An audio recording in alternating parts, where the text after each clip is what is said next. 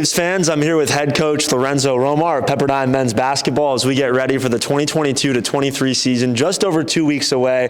And coach, I want to start with the freshmen last year that have now turned into sophomores. 3 guys that made that WCC all-freshman team in Houston Millette, Mike Mitchell, and Max Lewis. What's their growth been like from freshman to sophomore year? It's been a long summer for them because we weren't as successful last year. And it's been a summer of them watching film, learning, analyzing, self-reflecting, all of that to try to ensure that that doesn't happen again. But you can tell they have matured from last year. They know a lot more about the game at this level right now, and we're excited about that. When Waves fans tune in on November 7th, when you guys take on Rice, what do you want them to come away thinking? Win or lose that game, what do you want them to think about the way this team plays?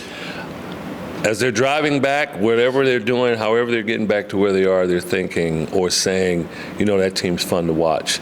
They really play unselfishly. They play for one another, and they play an intense game, an intense brand of basketball. They play with a lot of enthusiasm, and we enjoy watching them.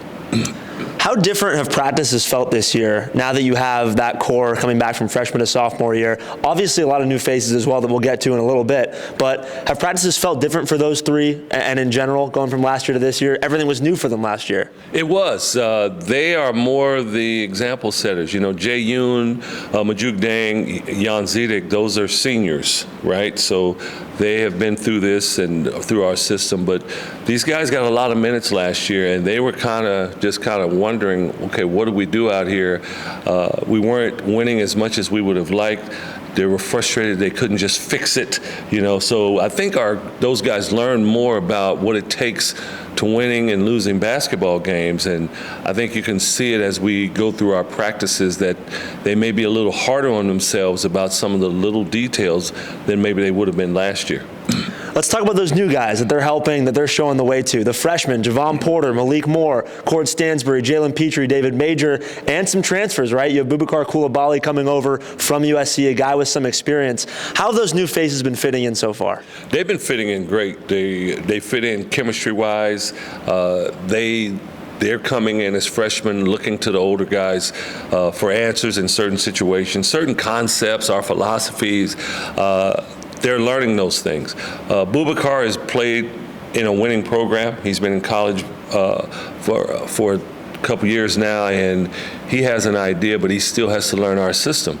And I think those returners have done a good job. Even if they're not executing it themselves all the time right now, they have done a good job of explaining things to the younger players and making it a little easier for them to adapt.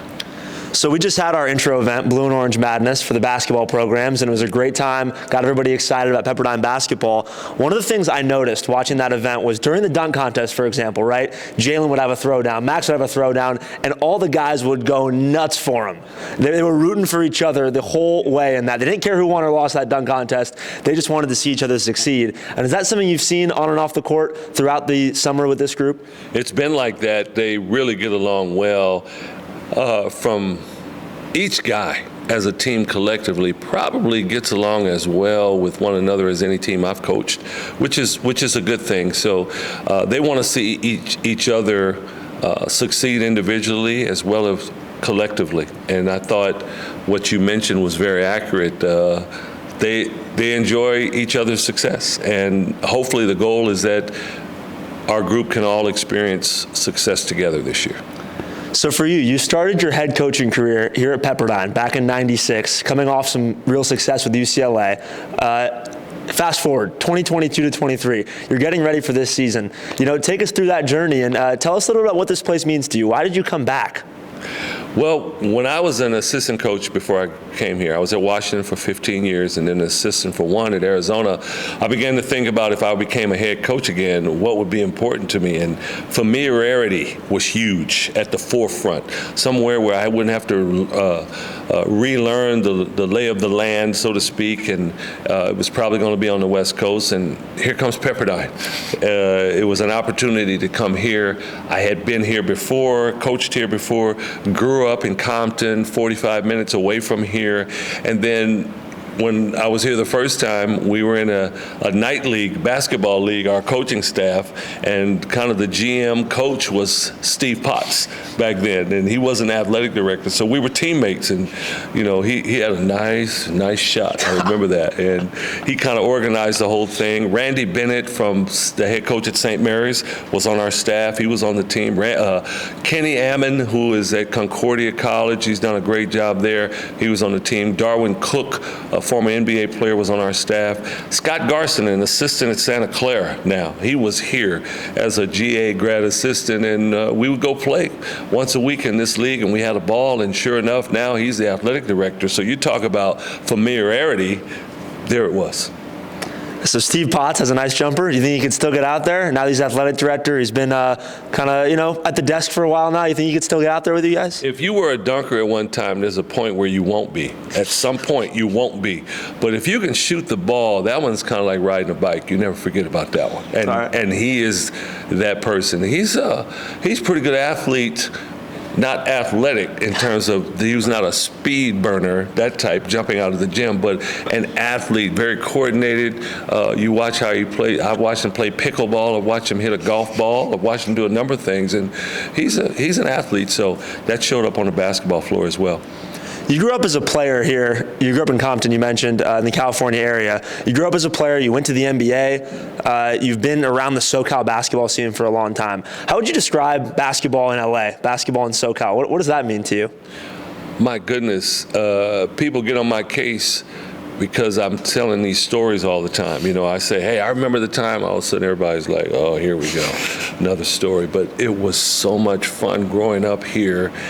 So many athletes in all sports, kids that I grew up on the same street, same neighborhood, went on to play in the NFL, the big leagues, and in the NBA. So to grow up in that type of environment and compete against those type of athletes in your life, probably until I was 19, when I went away to University of Washington, I was around that all of the time. So you just learn a lot, you see a lot, you remember a lot of fond memories. Back to the team. We're a little over 2 weeks away here. What's your favorite thing been about coaching this group in the preseason? I would just think their attitude and just the chemistry and their willingness to take on and accept coaching.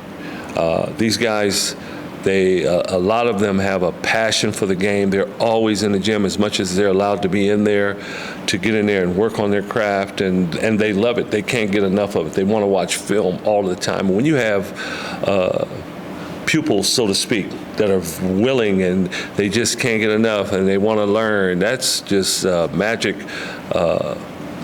for a coach to be able to experience that. Music to your ears. So finishing up here, the identity of the 2022 to 23 Pepperdine men's basketball team, a sentence, a word, what do you want it to be? That we go out and we understand that we have to go out there and play with some toughness, some physical toughness and mental toughness. We have to be able to go get stops to win basketball games and overall be unselfish. Coach Romar, Pepperdine men's basketball head coach, November 7th versus Rice. Any last words? Get people out for November 7th? We're excited. I don't want to say anything like corny, like be there, but come on out and watch us. I just think that we have one of the more talented teams that Pepperdine has had in a while, and I don't think we'll disappoint.